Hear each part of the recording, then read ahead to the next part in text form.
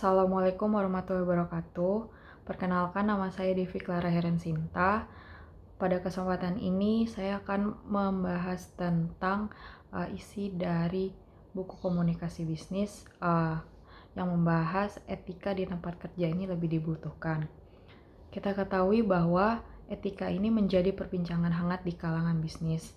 Warren Buffett pernah berkata bahwa dibutuhkan 20 tahun untuk membangun sebuah reputasi dan 5 menit untuk menghancurkannya. Nah, hal ini adalah tergantung bagaimana etika kerja di dalam bisnis ini diimplementasikan. Nah, sebenarnya etika ini adalah tentang bagaimana sih memiliki nilai-nilai dan mengambil tanggung jawab yang semestinya. Nah, dalam mengambil keputusan ini pastinya etika ini banyak dilibatkan di dalamnya.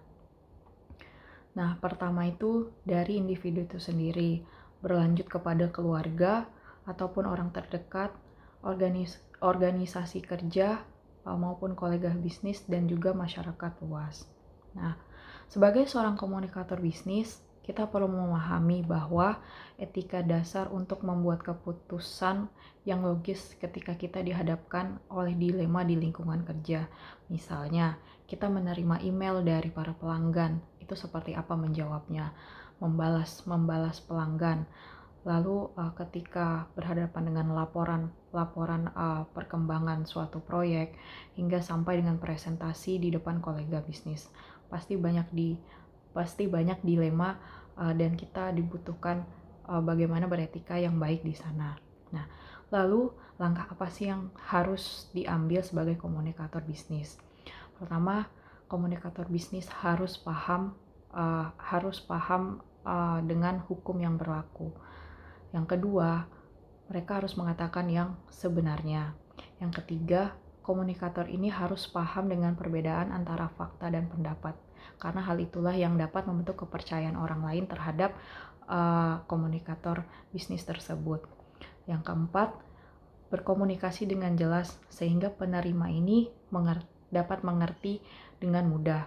Yang kelima, menggunakan bahasa yang baik dan santun sehingga yang tidak ada unsur diskriminasi di dalamnya.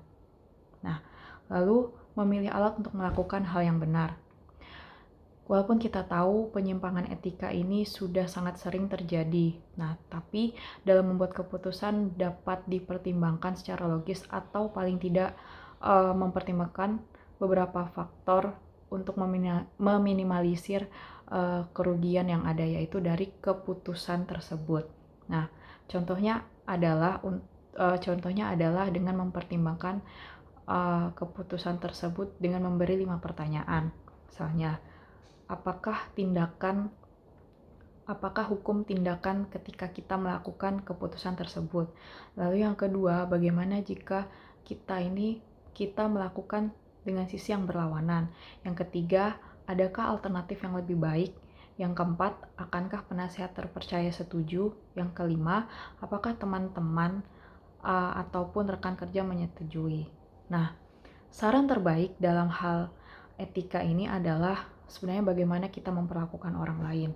Jika kita ingin diperlakukan orang lain secara baik, maka kita harus memperlakukan orang lain tersebut dengan baik juga, sehingga prinsip timbal balik ini dapat berlangsung secara positif dan dimanapun kalian bekerja akan merasa nyaman dan aman.